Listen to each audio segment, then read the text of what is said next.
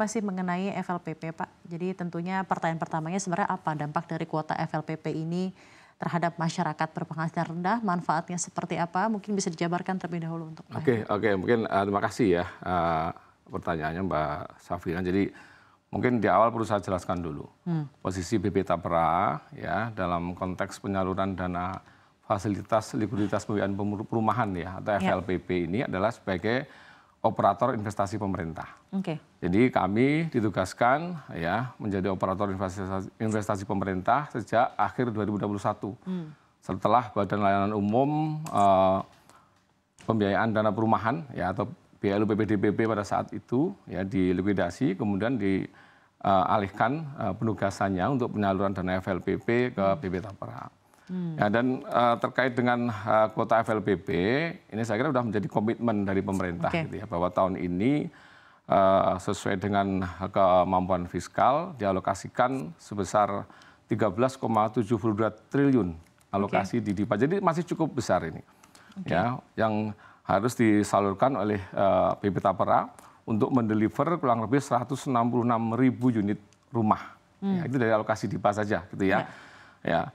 Kalau ditambahkan dengan saldo yang dimiliki oleh BP Tapra, ya dari mana saldonya itu? Dari angsuran debitur gitu ya, FLPP yang sudah diterima di tahun-tahun sebelumnya, ya ditambah dengan pelunasan dipercepat, ya itu kurang lebih angkanya bukan lagi 13,72, tapi menjadi 21,6 triliun, ya sehingga ini juga bisa meleverage, jadi target unit rumah yang dideliver bukan lagi 166.000, tapi sudah 170.000. Ya. Jadi sebenarnya sudah sesuai capaiannya sesuai dengan target yang ada ya Pak? Ya, kalau realisasi sampai saat ini juga sangat bagus gitu ya. Per 16 Juli kemarin kita sudah salurkan kurang lebih 86.000 unit rumah senilai 10,45 triliun ya, yang itu dibangun oleh kurang lebih 6.172 pengembang dan disalurkan oleh 37 bank penyalur di 33 provinsi di seluruh Indonesia. Sebenarnya saat ini demand terhadap perumahan dari masyarakat berpenghasilan rendah seperti apa Pak Heru? Apakah Anda melihatnya seluruh demand yang ada saat ini juga cukup bisa di-cater gitu ya, dipenuhi oleh kebutuhan dari FLPP yang ada? So far ya sejak BP Tapra mengelola penyaluran FLPP, pertumbuhan demand-nya ya di kisaran sekitar 220 ribuan unit gitu ya per tahun gitu ya.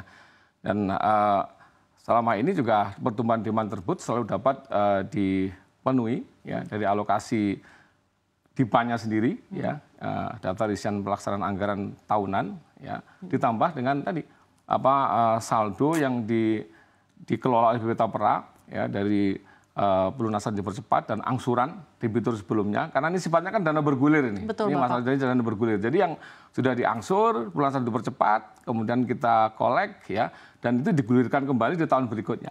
Akan menjadi penambah kuota dari alokasi DIPA di tahun berjalan gitu ya. So far itu bisa memenuhi gitu ya dari demand yang ada gitu ya. Tren permintaan perumahan bersubsidi dalam beberapa tahun terakhir, apakah tren yang Anda lihat sejauh ini dengan ya tentunya ekonomi sedang banyak challenge-nya gitu ya Pak ya?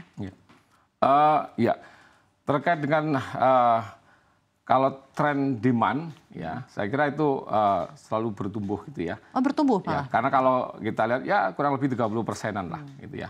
Karena kalau kita lihat dari sisi pertumbuhan rumah tangga baru ya, kalau data statistik kan sekitar kurang lebih 700.000 per tahun gitu ya. Tentunya ini berimbas juga karena dari slices pertumbuhan rumah tangga baru tadi juga ada segmen MBR di situ yang kalau kita hitung kalau terkait dengan pertumbuhan FLPP-nya sekitar ya 30% gitu ya. Di angka 220.000 tadi totally gitu ya. Dan terkait dengan kenaikan harga properti tadi, karena kita mainnya di low level segmen gitu ya, dan sebagian besar adalah landed housing gitu ya, ya itu sepertinya tidak terlalu berdampak Mbak. Karena capping harga yang kita patok ya untuk per unit rumah ya untuk alokasi FLPP itu masih di kisaran kalau untuk Jawa dan sekitarnya di sekitar 166 juta gitu ya. Ya di Kalimantan mungkin sekitar 170 juta. Papua yang agak tinggi 150 juta. Relatively tidak ada kenaikan signifikan yang itu mungkin dikeluhkan oleh pengembang dan sebagainya gitu ya. Jadi masih stay di harga itu karena memang mungkin kalau kita lihat lower segmen perumahan ini sebagian besar bahan bakunya adalah dari lokal gitu ya, dari dalam negeri gitu ya, tidak terlalu berpengaruh dengan fluktuasi rupiah dan sebagainya.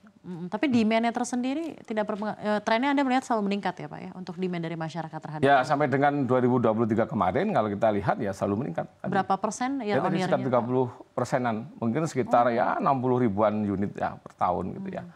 Dan itu yang selalu disesuaikan karena kemudian alokasinya APBN-nya juga selalu bertumbuh gitu menyesuaikan dengan demand. Jadi jika ada pertanyaan Pak Heru, apakah kuota rumah subsidi ini perlu ditambah? Bagaimana? Perlu atau tidak? Sampai saat ini ya tadi sudah saya sampaikan bahwa 13,72 alokasi ya dengan delivery unit 166.000 itu masih mencukupi untuk mengcover dewan. Ditambah dengan yang dikelola oleh BP Tapera sendiri ya, yang itu digulirkan kembali tadi 170.000 ya. Jadi masih cukup memadai sebenarnya. Ya, karena kita lakukan monef juga dari sisi supply-nya, kemudian absorb dari debitur gitu ya terhadap supply yang sudah disediakan dari pengembang itu masih relatively berimbang gitu ya. Ya, ini yang harus juga menjadi pertimbangan juga. Kira-kira apa saja yang harus dipertimbangkan pemerintah sebelum memutuskan untuk ya let's say menambah kuota FLPP Pak jika ternyata ujung-ujungnya dibutuhkan karena lagi-lagi kan tentang perumahan rakyat ya Pak ya dan tentunya kesejahteraan rakyat sangat bergantung di rumah mereka, jika dia memiliki sense of belonging rumah, itu kan luar biasa ya Pak ya. Housing dan juga menjadi salah satu permasalahan utama di negara ini. Dan ya tentunya harapan yang bersama adalah FLPP adalah solusinya gitu ya Pak ya. Bagaimana? Ya saya kira yang pertama yang harus dipertimbangkan adalah pertumbuhan demand tadi. Ya, apakah pertumbuhan demandnya itu masih tercover dengan alokasi year on year dari APBN ditambah dengan yang dikelola oleh BP Tapera sendiri yang berupa dana bergulir ya. Karena ini kan menjadi endowment fund yang tiap tahun bertambah ya dengan alokasi tahun berjalan, tahun depannya bertambah lagi dan itu leverage bergulirnya juga akan semakin besar gitu ya. Pertumbuhan demand, kemudian juga kemampuan dari sisi supply-nya. Seberapa jadi besar. dari developer apakah siap? Apakah karena ngomongin siap bagaimana itu, kinerjanya Pak? Bagaimana komunikasi yang terjalin antara ya tentunya ada demand kebutuhan FLPP yang keep growing tahun ke tahun, tapi juga di supply yang selama ini juga diandalkan melalui developer-developer yang tentunya bermutu gitu ya Pak ya? Iya, selama ini kan kita kembangkan kerjasama dengan developer-developer bermutu tadi ya, melalui asosiasi masing-masing gitu ya.